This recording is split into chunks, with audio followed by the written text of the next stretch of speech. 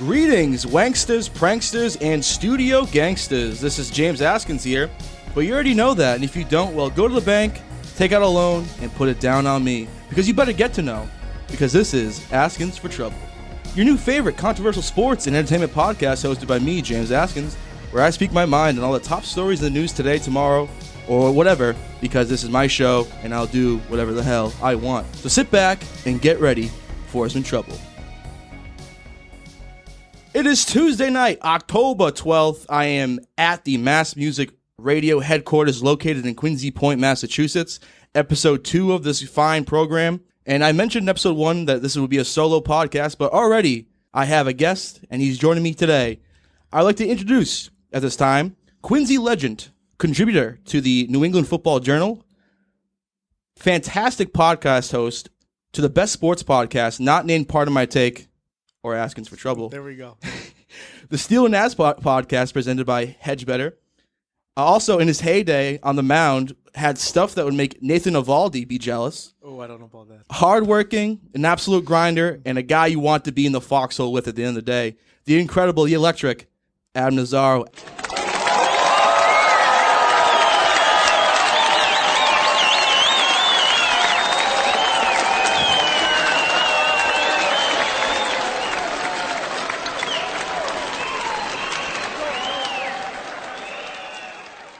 Adam, what up, pal? Appreciate the kind words, and I just want to say it's great to be back in the Mass Music Radio headquarters.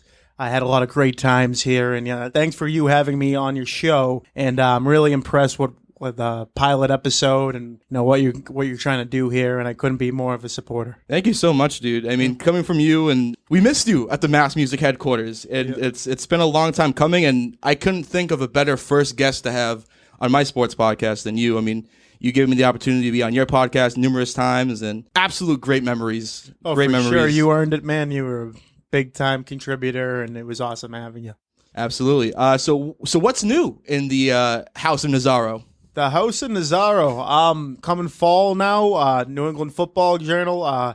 John Saranitis and Kevin Stone kind of asked me to team up with them, and their niche has been, there's not really a lot of coverage of Division I college football around here. So, we've been out there covering like Harvard. They've covered BC. I kind of help when I can. I got a full-time job on the side. And then, we got Steel and Naz going where, we've kind of had a mainstream sports if you haven't listened to it. And, we have kind of, I feel like we've had some top-notch guests as in, we've had Johnny Damon, Michael Felger, and people on the show. And, I say it all the time. I say it to people, but it started right here. Shlomo Bo, you two. Steel and Naz started right here, and then it couldn't be what it is today without everyone involved. Fantastic guests, great content. Love to all the boys, Anton, Magic, Steel, of course. Yeah, Anton and Steel are in body bags right now, but we'll see. We'll see. I mean, he after what happened to his Rays, Anton must be in shambles. I can imagine. Non-sports question for you, Nazzaro. Yeah. I wanted to know what goes on a steak and cheese sub. Steak and cheese for me? Yes. Oh man, so like I'm kind of a little different there. So I'll get my American cheese going. It depends if I'm like really feeling froggy, fill it up with peppers and onions. And then a lot of people go the different of like condiment for it. I'm big on I would never put like mayo on like my steak sirloin, but I put that shit on my steak and cheese. I think it's great stuff. It's great activity right there. And it makes it happen when you shove it down the suck hole, right? No question. I was on a date last night. At Banners and watching the Red Sox game, and my date told me her steak and cheese order was she puts lettuce on it and also Italian dressing. Italian dressing's a little like far-fetched, but like you can kind of throw lettuce on anything. I'll take your word for it. Oh, you don't like it? No. That just sounds blasphemous to me. Okay. You got to go. I want to hear peppers, onions, mustard, ketchup. Let me switch it back to you. I'll be the interviewer now. Okay. Where's your favorite steak and cheese in Quincy, Mass? I think I go because I had it the other day, and it had been a while. Brothers. Oh, okay, Brothers. Yep. I'm Bernie's General Store, House Neck. I hate House Neck. Said day one, have many friends there. You're not a Neckapeca. Understatement of the century. Yeah. But you pull into Bernie's General Store, you order a steak and cheese, they're gonna fill that shit up for you. Oh, no question. Big plug right there. That's the key element is stack that meat. Yeah. Absolutely. Oh no! If you're being, I don't know, stingy with the meat, what are you even making at that point? Exactly. Yeah. I want enough meat that falls out of the sub to make another sub later. That's the key. Transition to our first topic of the day, Adam. We got to talk about week 5 of the NFL and what a week it was. A lot of great games were played. Of course, the Patriots squeaked out against the Texans. What were your thoughts? Actually, before we jump into that game, it didn't have you on last week, obviously, but what was your take from the Patriots Buccaneers game? Because you're a Patriots fan. Oh, for sure. Tom Brady fan. It was such an emotional game, and I look at the fact of, remember when Paul Pierce returned back to Boston with Brooklyn? It was not even close to that. I love Paul Pierce, and he's an all-time great. I was there, and I cried. Yeah, and but the Tom Brady thing was like 10 times, whereas everyone's going Brady. And I will give the fans credit there, man. As soon as it got down to it, they were right on the Patriots side. And, I'll give the Patriots had a great game plan. He didn't throw a touchdown pass. They really didn't get anything going really offensively. He was rattled. He was definitely rattled. The rain got him going. I mean, he's been playing in Tampa Bay for the last, 15 months. And the Patriots came out slinging. They did everything they can. They couldn't run the ball. That was horrible. But Mac Jones really stuck with his own. It came down to missed field goal, and I brought it up on last week's show. There's another plug for stealing Naz, but the whole 4th and 3, you go for it, or you kick a 56, 53 yard or whatever it was in the rain. I just think you go for it there. The kid's having such a great game. Put it on his shoulders there to win you it. Defense really came to play. Mac Judon is going to be an all-pro. Easily the team MVP so far this season. The offensive line obviously came up short once again. That's really been the downfall of this team. And then, even these guys that, they're not going to have a good receiving core besides these fumbles here. Jacoby Myers has been great. Even Kendrick Bourne has really gone on the scene, has been really good at yards after the catch. John Smith, who probably played the worst game I've ever seen anyone play a game of football against the New Orleans Saints, came back and he had a touch. Yeah, he had a touchdown, right? Him and Hunter Henry had a touchdown. Yep. Right? So yeah, they're both coming into fruition, and I think there's a lot of promise for this team going forward. That being said, we'll talk about the Patriots and the future of this schedule here, but there's a lot of promise in this team going forward, and I'm interested to see it because when they made that move of Cam Newton's not the starting quarterback, we're gonna ride with the kid. You kind of put your chips on him, but at the same time, are you playing for this season or you're just playing for the future? And I think it's the second one there, but, you'll never get that admit from Bill Belichick there. You got to go for it on 4th and 3. Yeah. I mean, that's how you start creating the legend of Mac Jones. And, of course, I can kind of see, you get the field goal, and it bothered me hearing about, then you're going to leave like 45 seconds for Brady to come down and kick a field goal. I don't think he would have done it because the weather was pretty poor. And the Patriots' defense is legit, and that's one thing I'm scared about against Dallas. You just sound like a Cowboys fan. How's that? How so? Oh, Tom Brady's not going to come down the field with 45 seconds to go to win the game. Like, we've seen that a million times. No, for sure. Absolutely. And we've seen it week 1 against the Cowboys. They're only lost in the season. That's true. Yeah. But it's just, again, there's only 40 seconds left. But, yeah, in the rain, you don't kick that field goal. Give Mac the chance to do it. Prior to, I thought Tampa was going to win this game by 20 just because because the New England Patriots defense, last week they weren't good, but they're a really strong unit there. And I just thought offense was going to, outscore offense, and it would probably ended up being a 30-10 game. That's how I thought it was going to go down. But you know what? The passing game wasn't there. And, playoff Lenny he's in regular season Lenny right now. And Yeah. He's a real problem for that team. A good problem to have. Yeah. But, cutting Gilmore the right choice?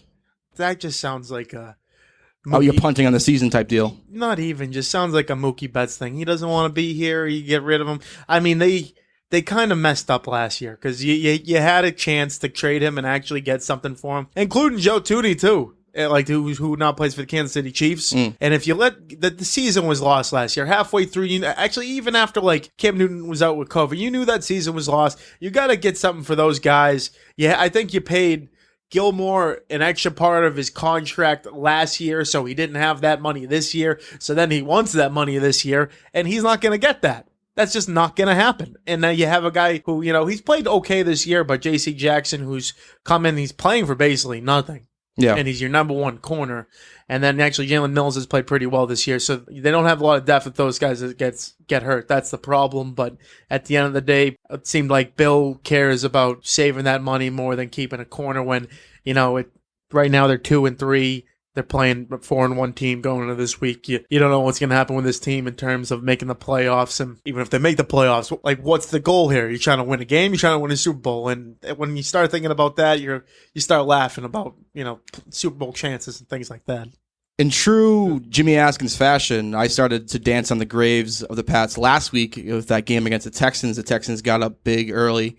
And, hey, credit to them. They came back and they won that football game.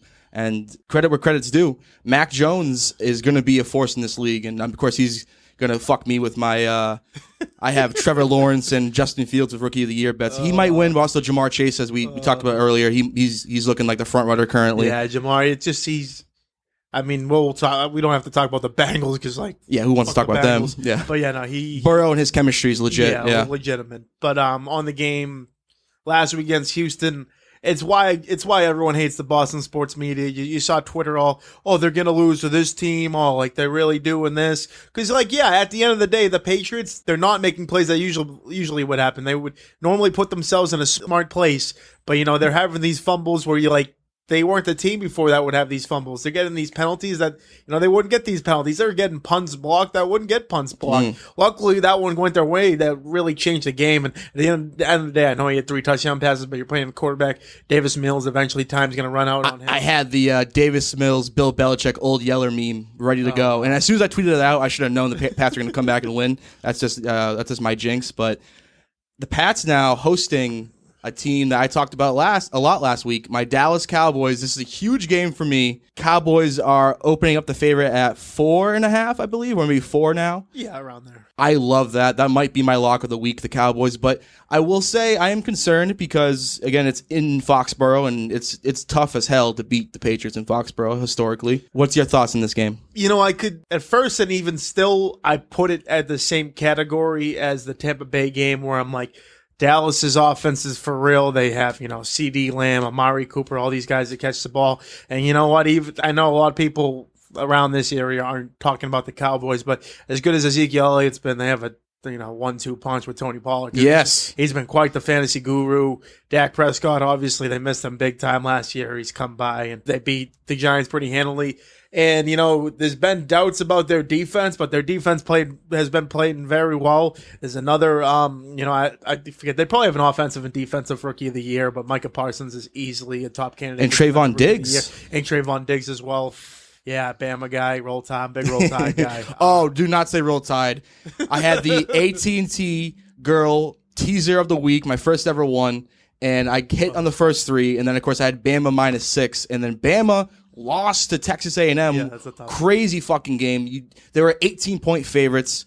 I still think Bama probably wins the championship. But I live bet them at +7. Gotta have it. Ooh, nice. There we go. When they were losing at half, it's like, oh yeah, time to rip this. I should have done that. On the Cowboys-Patriots game, I think it could be a lot like the Tampa Bay game because the Patriots defense did not show up last week. That was a big problem last week. But coming this week, if they come to play, if they limit it into making it, I guess I'll call it an under game where, it could be a 20-13 game. Yeah. Something like that.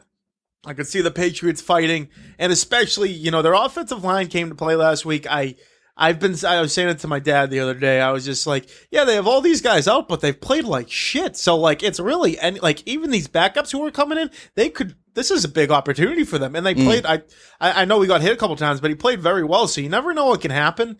I know they were garbage touchdowns, but he let up 20 points to the Giants offense. And, that it could backfire on them. We'll see. But a 4-point spread, I think my money's good where the Cowboys would be. Pains me to say because you have such a fanhood and you have 20 years of all of this, and you're like, wow, really gonna lose to the Cowboys at home? But yeah, I was hoping you're gonna be complete opposite, and I was gonna try to trap you into a bet with me versus you. But I respect it. I respect the honesty and the transparency. Yeah, and I want to do that, but I've been trying to be way less of a homer and yes, yeah, I've fallen victim to that numerous times. Mac Jones, I still, because every time he makes a bad play, he doesn't pout, he doesn't do anything, he just tries to correct it, and I couldn't. That's what you want to see out of a rookie quarterback. Yeah, he's going to make mistakes, but how do you come back from that? How do you kind of get yourself out of the ground and, have your teammate, not even just him playing, having your teammates believe in you and being like, this is our guy. We're not thinking about Cam Newton, who's sitting at home on the couch smoking a cigar, waiting for the call from Bill. Because that's not happening unless, God forbid, an injury. But I think it will definitely be a good game. I think Cowboys by 7. I think that's my pick. Mac Jones. He was the 5th quarterback selected in the draft. We redraft today, and you're the Patriots GM. You're the number 1 pick. Do you go Trevor Lawrence? Or let's say, because Trevor Lawrence is very talented, and even with the shitty Jaguars, he still has shown some flashes. Knowing what I know now, I'm still taking Lawrence. Yeah, I just think better. What about second quarterback? Absolutely. Mac Jones? Yeah, I think not even to be like, oh, this cocky like SLB, but like I probably would have taken him second no matter what. The 49ers were considering him instead of Trey Lance. I just think I was even Joe Murray from 98.5 was on our show. Actually, we were still here, and he just said, I said, whoa, is there a big because I know he's a big athlete. He's not big, but like he's an athletic guy. Wilson there on the Jets now. I was just like, is there a big discrepancy? Because he played for BYU. They didn't really play in big games. And he was kind of like, they have played in big games. I'm like, they play in like the Big West or whatever the hell you call it, Mountain West. And I was just like, I really think that's going to affect him. He has played well the past couple of weeks, but I think Mac Jones has such a more professional upside. I know that's like where the league's going, where, you have to have legs to kind of open up like a spot to get people more open, give yourself more time. Also gives you more opportunity to get hurt, though. Yeah, then that too, catch 22. Yeah. But at the end of the day, I think just Mac Jones in terms of passing, being a leader, even just Patriots-esque. He's a Patriot. Going from Coach Saban to Coach Belichick, that's the best case scenario you can imagine.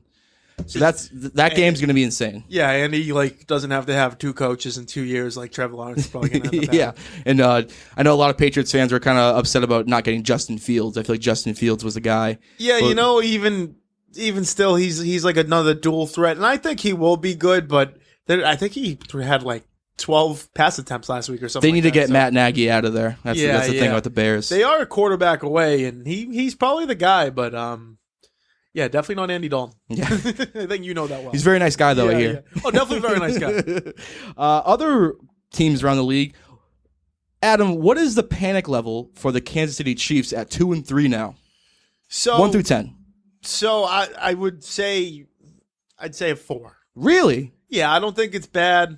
The thing is with them is, they might not win the division because the Chargers are on a roll right now. The Broncos will come back to the Broncos, and who's the other? Oh, and Vegas is done. They just lost their coach. Yep. Let's go scatter to west, right, tight, F left, 372 Y stick, Z spot. Here we go. Scatter to west, right, tight, F left, 382 Y stick, 72. Christ. Just go scatter to west, right, tight, F left, 372 Y stick, Z spot. Here we go. Scattered. Say it again.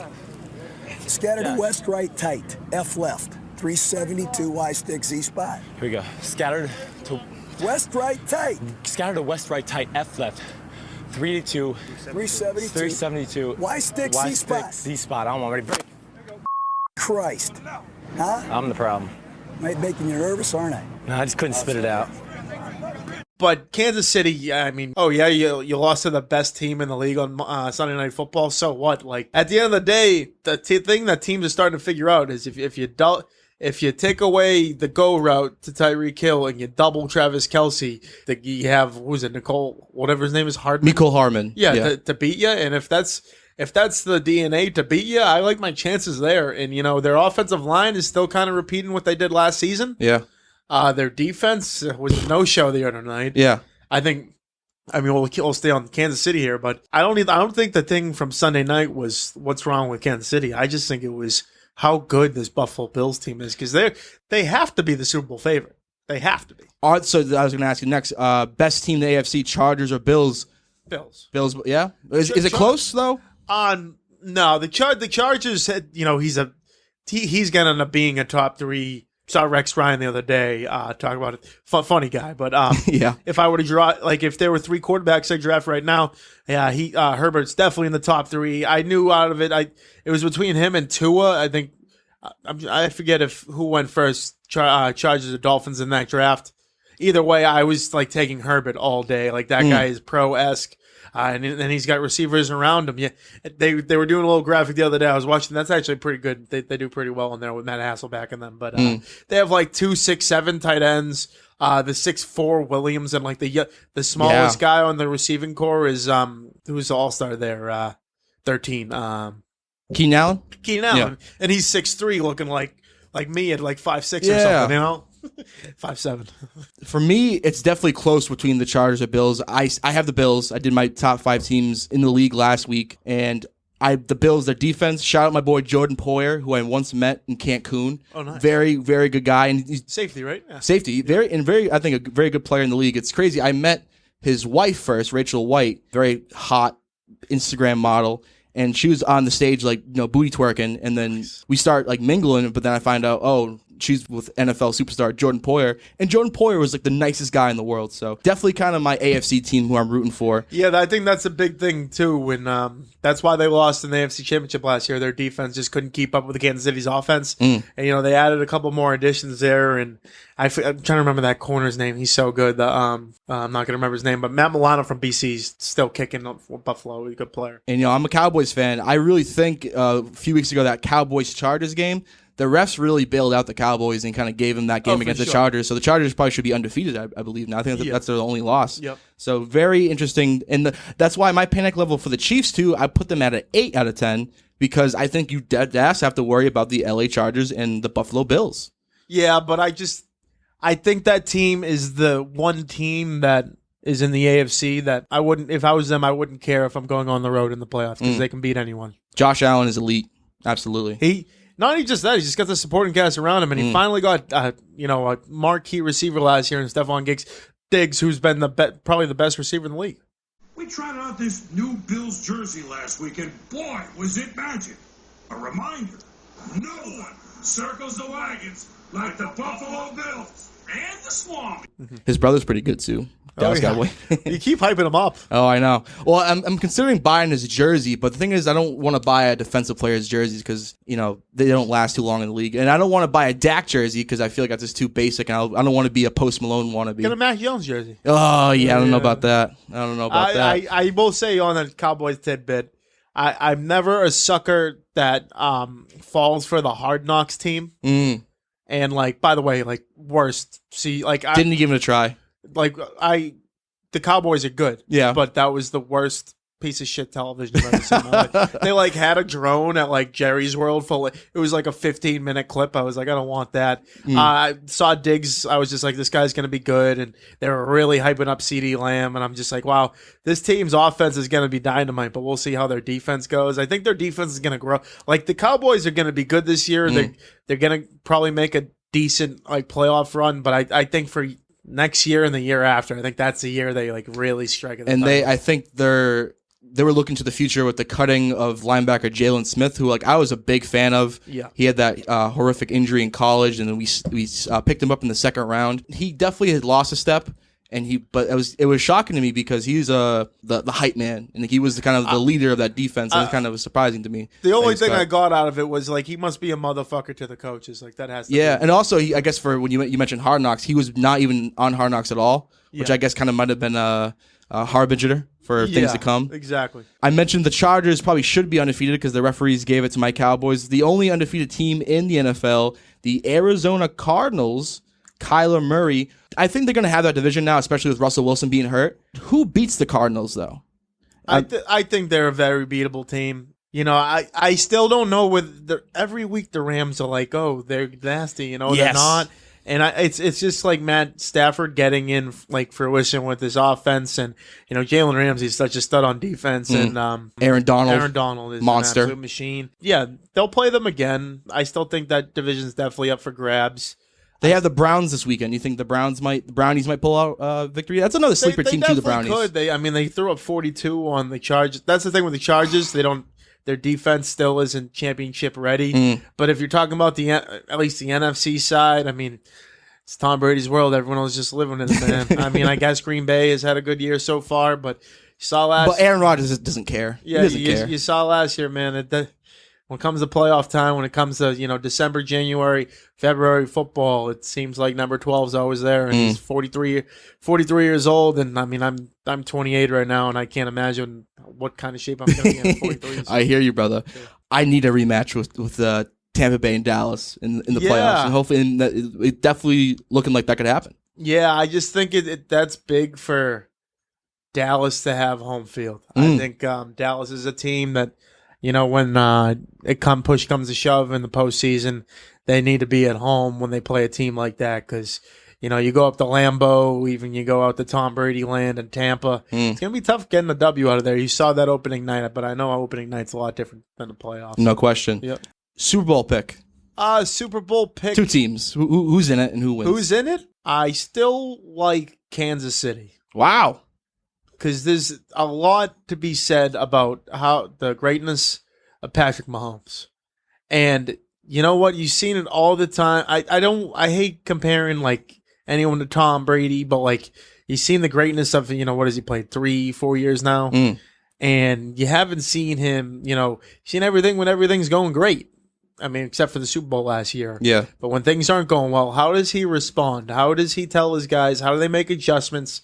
And, how do they keep – because what they do and what they're not going to be able to do this year, which has been shown, is score in 2 seconds. Get the team back on the field. What they have to do is play ground and pound ball, move the chains. You want 8-9 minutes time of possession.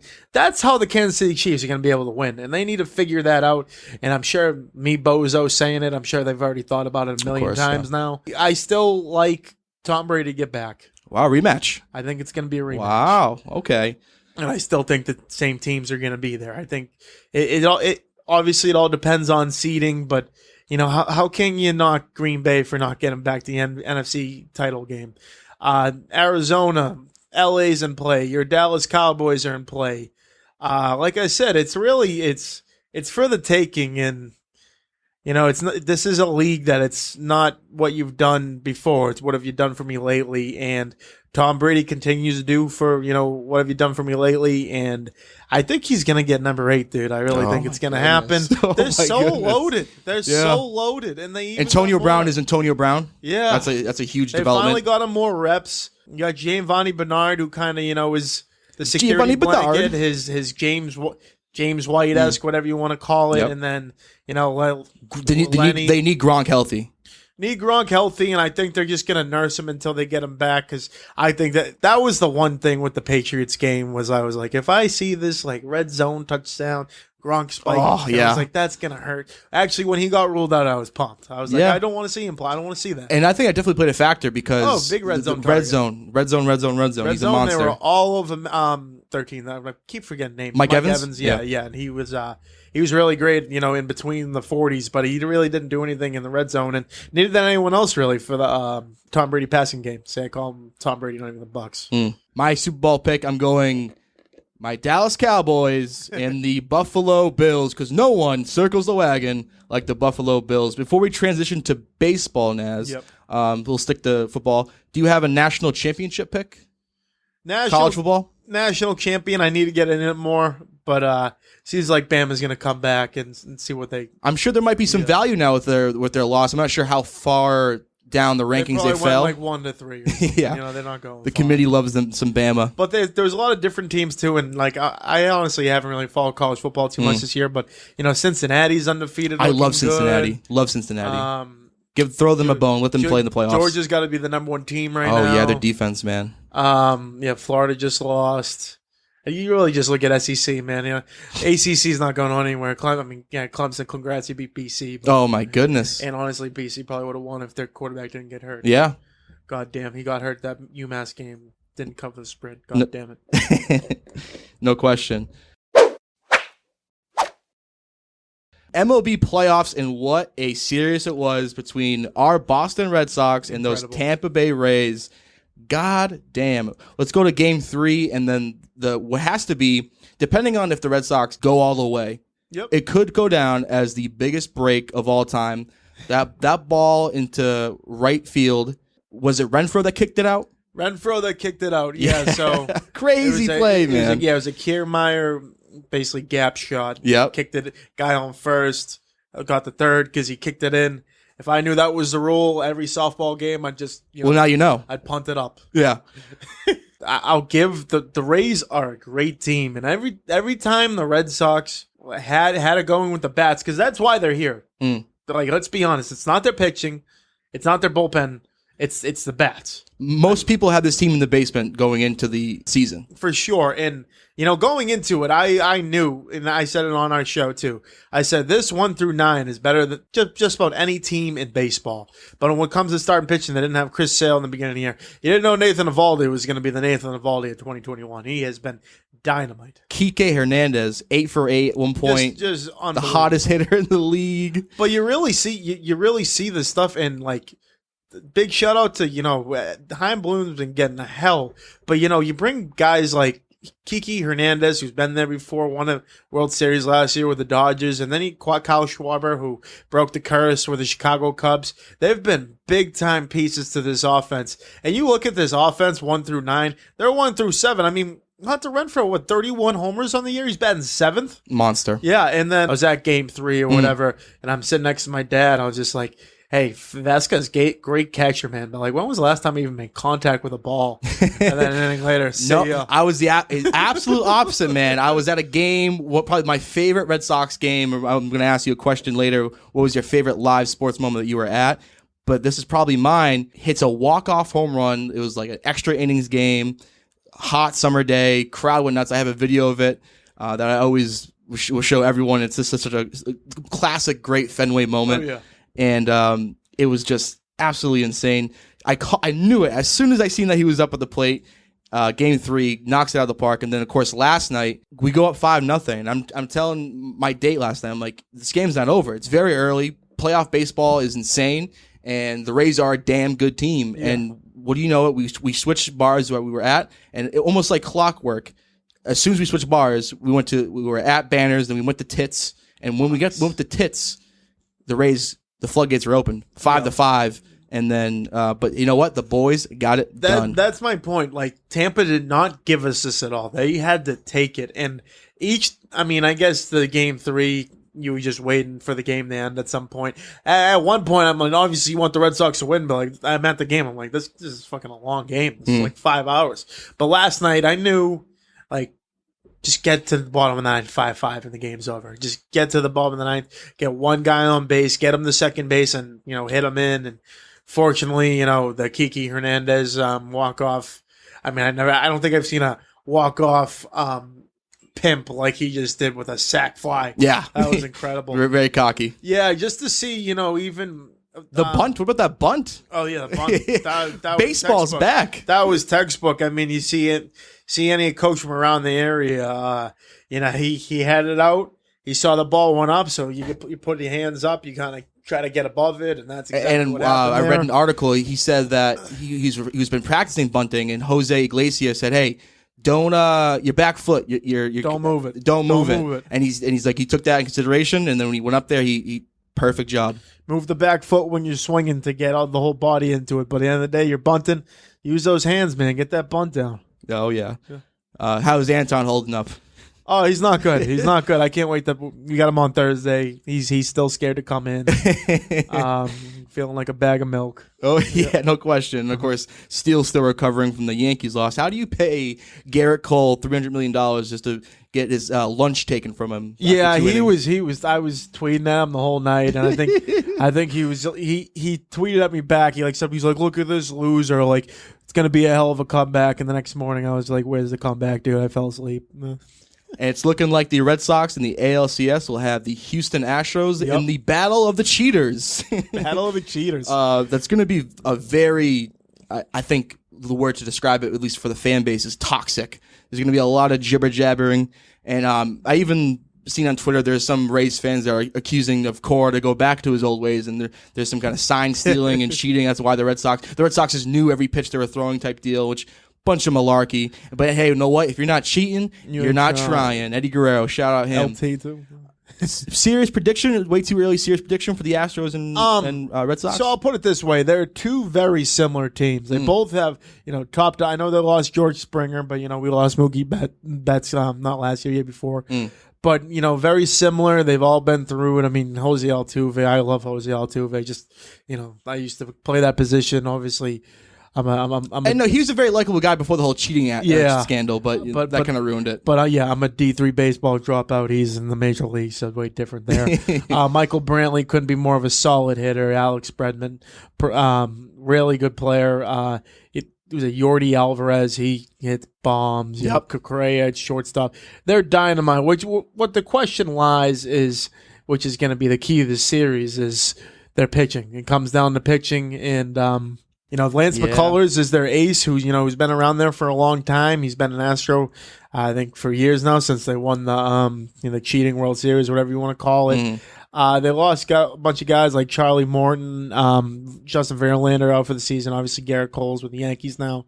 So it's really impressive to see them, go this far.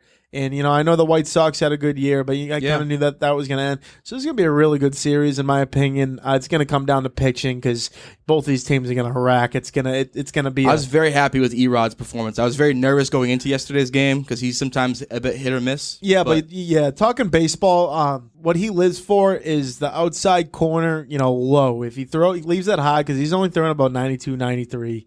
If he leaves that up, he's going to get taken deep, and he didn't do that last night. And then he comes in when you least expect it. I don't know. He must have done at least like 4 times last night where they're just looking for the outside corner coming away, and he just jams them, and they don't even look at it, and strike 3, they light him up. That's what he's best at. He's a big surprise guy. Yeah. I just think the Red Sox got to keep rolling out 3 starters because I think Taron Hawk and Nick Pivetta have been great, long relievers. And you know what? Who would have told you that the Red Sox are going to win this series in 4 games, and Chris Sale's going to pitch 1 inning and let up 5 earned runs? I was just going to ask you that. What's your confidence level in Sale now? Because that was an ugly performance. You know what? He's hit or miss, man. And at the end of the day, he's a veteran. He's shown he's a Cy Young candidate in this league. The expectation, and he's pissed off about what happened last level time. is really high. I don't know how the series rotation is going to play out. I wonder if they're going to throw Valdi first, or I think Sale's probably first up Friday night. There, he'll get after in Houston.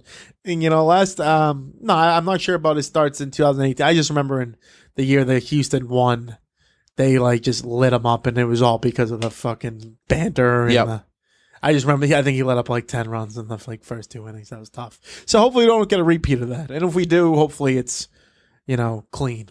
Absolutely. Yeah. I took the Sox winning the ALCS in April, plus 1,500.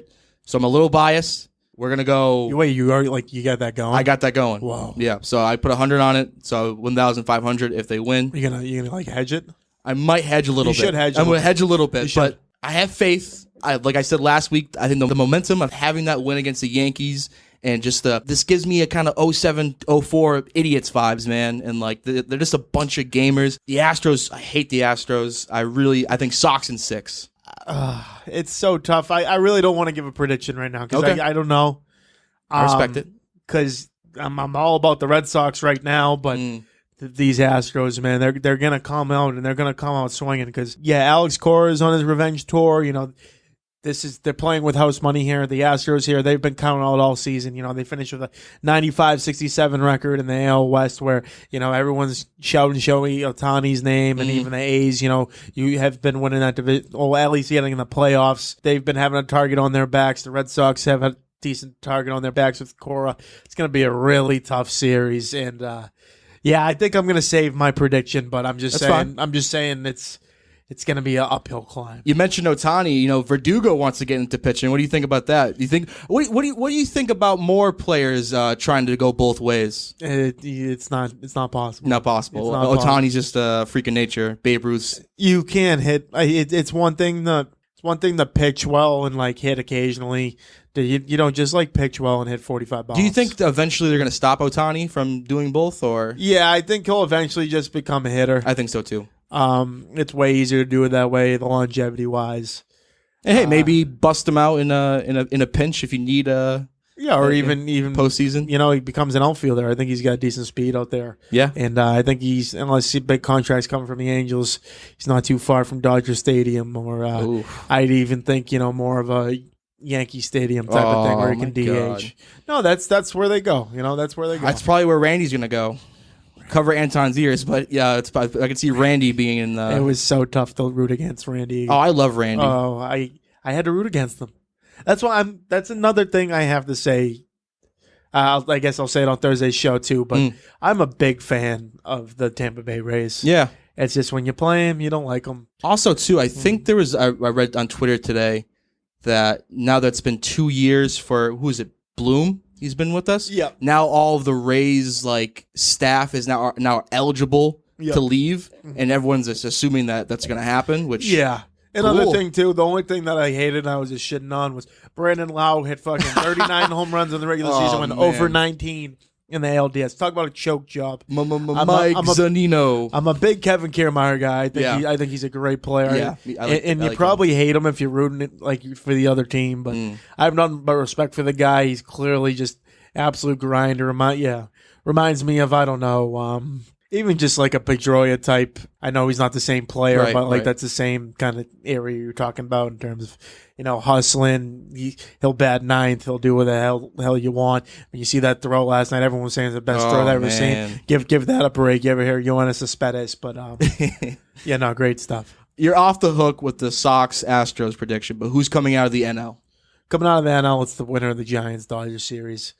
Giants up 2-1. They played tonight 2-1 as recorded. I mean, dude, if you lose a game 1-0 with Scherzer pitching, it's an uphill climb for the Dodgers. I'm on the Giants tonight, so I need the Giants to win. Yeah, but the Dodgers have on paper, the Dodgers are an all-star team. Yes. Oh, it's nasty. But I remember being furious with the moves they made at the deadline. Yeah, but the Giants, they just... A lot like the Red Sox, no one's seen it coming. They're doing everything right, but they're even more they won the most games this year. Yeah. Oh, they have to get rid of that. You do agree with me? They have to get rid of the one-game wild card. To have a team win 100+ games and have them have to play a one-game wild card. Unfortunately, it's just unavoidable, dude. You don't know that. 3-game series. Yeah, 3-game series, not bad. Why not? Okay. More money. I'll give you 3-game. I'll give you 3 games. Thank you. That's a good idea. That's a good cross point. I like that. But at the end of the day, you don't know that 2 teams are going to be the best teams in their division. Yeah. You got to set it up all before the season. I get what you're saying, though. Best live sports moment you've ever been. I've already alluded to it. Christian Velasquez's walk-off home run in 2017. It was a regular season game. Were you saying baseball? In any sport, you had to be there live. What was the best moment you've seen? It was for me. It's that walk-off home run because this is the great day that was. So also for me, Paul Pierce and KG coming back for the first time. I was at that game, and Paul Pierce made me cry, man. So I'll start with my teaser that you just did. That Game 5 of 2004 ALCS, longest game in history. Poppy ends it with a blooper to send it to Yankee Stadium. Oh yeah, that was great. But the all-time one for me was AFC Divisional at home against the Ravens. Go down 14-0. Is that when Cundiff missed it? No, that's when Edelman threw the ball to Amendola. Oh, wow. So down 14-0, come back, tie the game, go down 28-14. Then you see I'm in the end zone of where Amendola was running into, and we were just going bananas. I remember one of the kids who was with me, who was with my cousin, punched my cousin square in the face. And it was like, everyone was just laughing. It was awesome. And then it ends with Brady over the top till it fell. And that led on to the Super Bowl win over the Seattle. So that was such an important game because, you talk about the 28-3, and that's great and all. That was the best comeback ever. But if they don't get that one against the Seahawks, you're talking about Brady losing 3 Super Bowls in a row. And they hadn't won one in 9 years at that point. Yeah. I just remember being in college at one point. I'm like, wow, these guys haven't won a long time. Yeah, it's been a while. Yeah. So that's easily my number one. It's crazy. I feel like I'm kind of a fake sports fan. I've never been to a NFL game, and I'm trying to lose my Bruins game virginity this season. Okay. How is a live football game? It's the best. It's the best. It's the best because I've heard it's the worst. You might as well just stay home and watch TV. Well, that's the thing. Don't sit in the 300. If you're gonna go to one game, sit in the hundreds. And Dallas, the reason why I've never been to an NFL game usually because I'm not a Patriots fan. Yeah. And Dallas only comes to New England once every 8 years. Yeah, I don't know why you're not going. I'm in the also tickets are like $160. I'm definitely thinking about going, but also like, do I go there and probably end up in a fight and I go viral and maybe I get my ass kicked, maybe I don't. Well, that's the thing. You got to pace yourself. So that's the best time to go to like a game. Yeah, this is a 4:25 start because you don't if it's a 1 o'clock game, you got to get there tailgating at like 8 a.m. You just got to like get after it. Yeah, 4:25, like, oh yeah, wake up, like get some breakfast. Get there around like noon, 1 o'clock, great. And then 8 o'clock is tough because you don't get out of there till like 2 a.m. So, great start to the game. Yeah. Tailgating is easily the best part now that Tom Brady's not there. Yeah. I think I haven't been to a game yet this year where like, oh, it's Mac Jones. And obviously last year with COVID where we weren't able to go. Yeah, true. So I haven't really experienced that yet, but seeing that in person now, you want to do that. I will say though, do not sit in the 300s. Okay. That's the narrative that you just said that. Yeah. You'd rather watch it on your couch if you're going to sit up there. And I also, know it's cheaper, but if you're going to go to one game, spend the money. It's worth it. I'm definitely thinking about possibly going this Sunday, and also I kind of feel like I should wait to lose my football game virginity and go to Jerry's World and go to make a trip to Texas, but I'm sure those tickets are those dumb money. Those tickets are dumb money. Yeah, and then again, you're going there probably to just watch on the giant TV screen. Exactly. So, I don't know. We'll see. It would be great content if I go, though, so maybe I will go. Who knows? The NBA, ladies and gentlemen, coming back. Boston Celtics, I think, have a decent chance, and Naz is shaking his head, and I'm getting a little upset. And why I think they have a decent chance at getting to the finals this year, Jason Tatum, possible MVP candidate. That's great. Does that win a ring? New head coach. I think the culture of this team is going to be different. Over under wins 47.5 in the regular season for the Celtics. What are you thinking? Also, what do you think about the Celtics season preview? I'll start with the over under, and it's going to be very close. Yes. For me, I will take the over. Nice. But like, if there's another one open, don't take that. Like that's a tough one. But at the end of the day, this is what the Boston Celtics thrive on. They thrive on people underestimating them. When they have a lot of expectations, they never deliver. But now you kind of get rid of, I guess you trim the fat of the roster, getting rid of these, I will say useless guys. And, Semi Ojeleye, Carson Edwards, love Taco Fall, but wasted roster spot there. And, a couple other guys I'm trying to remember here. And then I think you make your roster better, picking up guys. You get Al Horford back, a veteran presence. I know you got $27 million on the block there. Unfortunately, just got diagnosed with COVID today, but yeah, he'll be back. It's going to be annoying all season. Honest Canner, he's kind of going to be a bench guy, of course. But then you got my biggest takeaway is I love Kemba Walker, and he was he's a great player for this team. He was a great player for this team. But I think if you're really going to facilitate this team to the next level, you need a pass-first point guard where you're going to get Jaylen Brown and Jason Tatum. Not just like in this isolation. I hate that type of basketball. Yes. The type of basketball I need to play is, run downhill. And, Dennis Schroeder, even, I think Marcus Smart's going to take a step back. Defensive identity. You need that for the Celtics. Exactly. And in basketball in general. And I think Josh Richardson's going to be an underrated pickup. I think Peyton Pritchard's going to take another step forward. And the biggest eye to keep on, and I think he's going to be, I guess, the most improved player on the team is... Time Lord? No, Aaron Nesmith. Okay. Yeah, I'll take that. I think he's going to be... a regular guy in minutes. And that's the best thing about this team is they're a lot more, I'm not going to say deeper because they had like 7 or 8 guys who can play like this year, but they have about like now, I guess I'll say deeper, 10 guys who like, okay, like this is fine. Like I'm thinking, okay, I'm looking down this list here. So you got Al Horford's going to be in the rotation. Nesmith, I think, will be a backside of rotation. Pritchard backside. And then you have, the start will be Tatum, between Smart and Dennis Schroeder. One of those guys is going to be the 6th man on the team. I think Josh Richardson's going to get the start at, 2. And then, 3, 4, Tatum, whatever it is. They're going to be guard heavy. That's definitely for sure. And, like you said, Rob Williams is going to be a big part of this team. And I think he was the most improved player last year. I think you can kind of put that to bed that he's going to be, like, he's a good player. Yeah. And that's a no doubt. For me, I think the coaching thing's big. Yes. I love Brad Stevens, but he's a bitch. Yeah, he's a big he's bitch. a bitch. No one's gonna. You gotta have someone that you respect and almost kind of have some fear. You know. Yeah, exactly. And accountability. Ime Udoka, that's his name, right? I believe so. Yeah. Yeah. Much better than pronunciation. Yeah, than I think that the guys respect him more. I know he was on Team USA. Yeah. And I'm not even saying respect level. I'm just saying that dog that's gonna get after you during practices. Brad Stevens, I kind of think it's kind of, I don't know, like a simpleton type of practice. I think he's a tremendous basketball knowledge. I'm happy person. he's still on the Celtics. And you know what? I think he's had a very underrated first offseason as the GM or whatever. Yeah, director of operations. I will see that. I think their ceiling is dominant Eastern Conference. I know. Thank God, Kyrie. Thank God, Kyrie's just not going to play. One of my favorite tropes on the Steel and Naz podcast is your disdain for he who should not be named, and you already kind of named him. Yeah. Kyrie, and I think it's gonna just come down to he's not gonna play basketball this year. But the thing is, the Nets are so freaking talented that maybe they could still win the championship without him. But let me tell you something. I think with Tatum going to the next level and Kyrie possibly not playing in home games or whatever, that's an opportunity for the Celtics. And I'm not scared of Milwaukee. I know they're the defending champions. Very scared of Milwaukee. You are scared of Milwaukee? I mean, I know Chris Middleton just has it out for us and will always be the bane of their existence. Giannis Antetokounmpo proved it, man.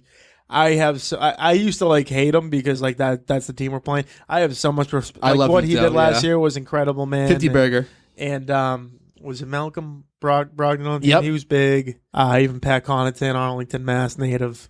Big on that team. I just thought, overall that team was very dangerous, and they made it happen last year. The Sixers are going to be the disappointing team of the year. Where does Ben Simmons go? I think he could just stay. I think he might stay. I think he was reported today he showed up and took a COVID test. Yeah. And the Sixers didn't know he was coming or something. Oh, really? So it's just they have to move him. I just don't know if they'll take it. Sacramento, one of those bullshit But everyone's teams. going to just lowball the shit out of him. I think that's the move. Yeah. Around the league there, the Nets, obviously, the Bucks. Hawks came out of left field. They were the heat of the And then your boy Kemba's on the Knicks now, who they had a pretty good run last season. Yeah, they'll be a first. They're a similar team to the Celtics. I think they could be like a 4-5 Celtics-Knicks matchup in the first round. I think that could happen. Could the Nets win without Kyrie Irving? Win the championship? Absolutely.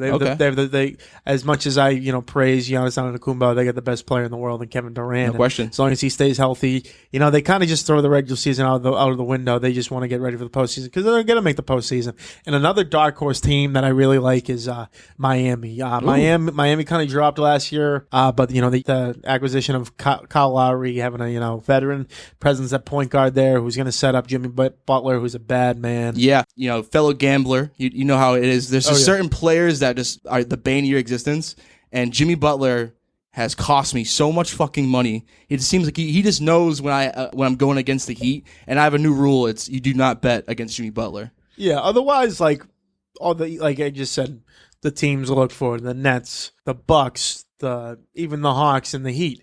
Other than that, it's wide open. Another dark horse team too, the Chicago Bulls. Yeah, I'm still not drinking that Kool-Aid. No, nah.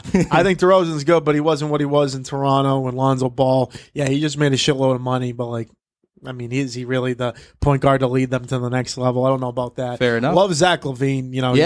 He's a dynamite player, but is he really going to lead them past the Nets or the Bucks or I take the Celtics over him. I think right now I got the Bucks, I got the Nets, and then the Celtics are open for number 3 there.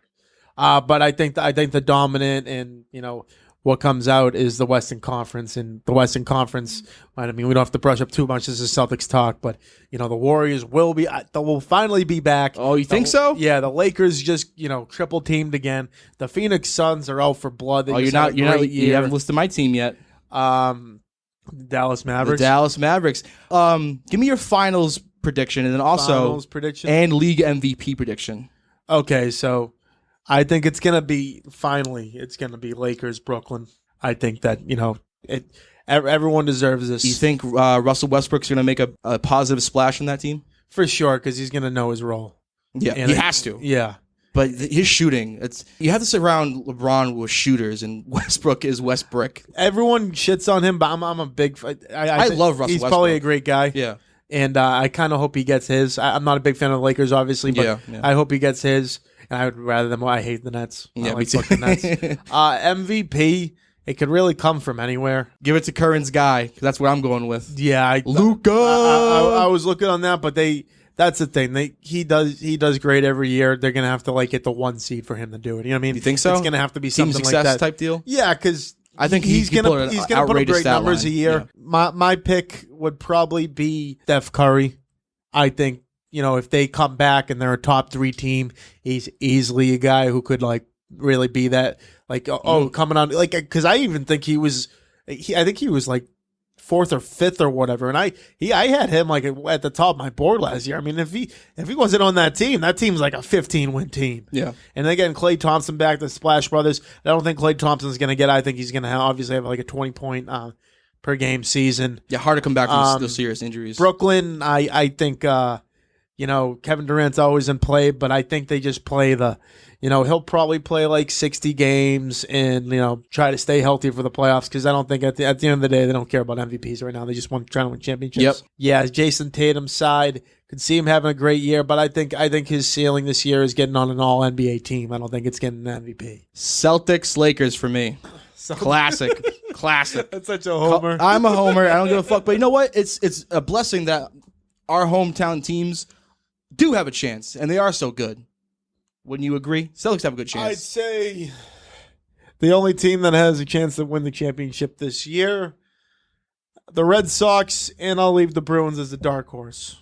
Percentage-wise, Bruins championship, or at least get to the Stanley It's Cup. about getting hot, and you don't know if Tuukka Rask's going to come back. I'm riding Jeremy Swayman, the Alaskan bullworm. Yeah, they got old Mark there, who they're probably going to swap between. Lost David Krejci. That's a tough Yeah, loss. it is very tough. I'm looking for this team to get a good wing at the trade deadline. They do that every year, and watch out. They only had Taylor Hall for probably a handful, not a handful, probably like 10, 15 games last year. Expect him to come out second line. First line is going to be dynamite as per usual. Their problem was the defense last year. We'll see if they can bounce back. Sign Carlo back. The Bruins are back in the Northeast Division. They're finally going to play the Canadian teams again, so they're not going to play the cream of the crop. Oh, that was so weird last year. Out. Yeah, but you know what? Really good for them for making the playoffs. That's a tough division to make the playoffs. Sure. Yeah, you're going to see the team like Montreal fade because, they got in because they were in an awful league. Seattle Kraken. Kraken. Gotta watch out. Playing tonight on Tuesday. It's opening night. So last week we had the Askins for Trouble lock of the week. Cowboys -7 against the New York Giants. Cash it. We're 1-0. And I said it earlier. I'm doing it again. Dallas Cowboys -3.5. Buy the half point. Buy it. You gotta buy the half point. You're a sap if you don't. Exactly. And Naz, do you have a lock of the week for our my listeners? We got the team, who lost last week, who I bet against, who really have come out and kind of proven that, they're not just this second go-around team. You got a healthy Joe Burrow and Jamar Chase on the road against the 0-5 Lions. They're saying it's a trap, but Cincy on the road, -3. I'm burying Cincy there. Jared Goff has had actually. You got to feel bad for the Lions. Some of the games they've lost, yeah. I mean, in their history, but also this season, just like kind of heartbreaking. It almost should have had that game against Minnesota last week. Yeah, it's honestly a tough board this week. We'll probably. I agree. It is a very tough board. Week. I expect them to come out hard. Like you even look at the Panthers or underdogs versus the Vikings. I don't like that game at all. That's stupid. Yeah. I would, Denver over Raiders. Raiders are going to be a lost team this week. Oh, Denver really stunk up the joint against Pittsburgh, though. Even on James's side there, Dallas is a good pick. Yeah, I didn't even see this one, but Pittsburgh is only 4-point favorites at home against the Seahawks without Russell Wilson. Let Geno cook. Too. Yeah, that was a tough pick last week. I kind of feel bad because it wasn't his fault. But yeah, absolutely. And before we sign off, any TV suggestions that you got, or movie suggestions possibly? What did I watch? I watched Squid Game last week. I'm on episode 3. I finished episode 3 today. So my initial reaction first, horrible pilot. Really? No, it was. It was like about this. It was about this guy who was just like a loser, and they never really went in depth until about 3/4 of the episode, and then you're like, holy shit! No spoilers here. Not going to do that of to course, you. Yeah. But then you start being like, it was one of those shows where like, all right, I don't really like this show, but like, I gotta keep watching. It's the talk of the town. I gotta know what happens. Yeah, type deal. That's the kicker. It was worth. I'll tell you right now, it was worth watching the show because the unveiled secrets you see. And I'll leave it at that. But that's a good one. That's the only one really on my mind right now. Okay. So I heard the Sopranos movie. I haven't seen that one yet. That's one I got to see. Yeah. I heard some good things. Yep. And then I saw, I think it's like I'm Guilty or something. It was Jake Gyllenhaal Netflix movie. Ooh. And he was terrific. But I guess it's a remake. And he was a dispatcher the whole time. Long story short, I'll leave it at that. But if you're gonna watch the movie, you're gonna have a great half hour. It's a 95-minute flick, and he doesn't leave the desk the entire time, and they don't even show the out scenes of what else is going on. So I will save you those 90 minutes. Do not watch that movie. He was great, but like whoever the director is, like grow the fuck ball up. Yeah. For me, it's probably I think the best comedy of the last 5 years. Ooh. I Think You Should Leave. And you've probably seen the memes of Tim Robinson on Twitter. It's Tim Robinson guy. Oh, he is so fucking funny. These skits. I mean, again, it's the type of comedy. It's cringe. Yeah, I didn't even. I thought the whole plot of the Detroiters. If you watch that one, like it was an awful plot, but he's just so fun. Like he's like an Eric Andre. He'll just make anyone laugh. Yes, absolutely. My top 3. I Think You Should Leave sketches: Coffin Flop, Carl Havoc, Dan Flashes. Oh, okay. To tell Spectrum, no. They're saying Coffin Flop's not a show. It's just hours and hours of footage of real people falling out of coffins at funerals. There's no explanation, just body after body busting out of shit wood and hitting pavement. They're saying it's impossible that many dead bodies are falling out of coffins every day. And it's impossible that 1 out of every 5 of them are nude. I don't know what to tell you, bud. We're just shooting funerals and showing the ones where the bodies fly out. Absolutely fantastic show. Go check that out. Next week we'll be back, probably by myself, unless you're listening to this podcast and you want to be a guest. I welcome anyone, even if you don't want to talk about sports. Come on, let's talk and podcast it up and have a great time. New podcast, MMR Talks. Very good program. I was actually a guest on it this past week. That episode will probably be out in a few weeks. Follow me on social media, Jimmy from the Q, on Twitter and Instagram. Askins for Trouble. The podcast is on both. Naz, anything you want to plug? I mean, we've kind of heard the Steele and Naz plug here today. Very good podcast. Very fun. We're out every weekend. We're going to have our sponsor on this week. It'll be a good time. A couple writers down the list. And, big UFC come up there in a couple weeks, which will be pretty good. Yeah, time's going well. Now going to Nashville this weekend for a bachelor party, getting a rip. Yeah. James, I just wanted to say, man, what you're doing right now is incredible. Shlomo here too. Mass Music Radio. I always love what you guys are doing and what you're doing with this sports show. Doing the solo thing, and of course you're probably going to have guests on and things like that. But and I hope they are half as good as you. As much as well as we did. Yeah. So I thought it was a pretty good episode. Oh, absolutely. We had a great time, and it's always great reminiscing and shooting the breeze. I've kind of used the breeze now. No one wants to hear the word shit, but great time, man. Awesome. Absolutely. And all right, that's all we got today. I'm James Askins here at the Mass Music Radio headquarters. We'll see you next week. And a little advice for you, the kids out there. An eye for an eye only ends up making the whole world blind. And that's all for today. That's deep. That's what she said. Good night and sayonara.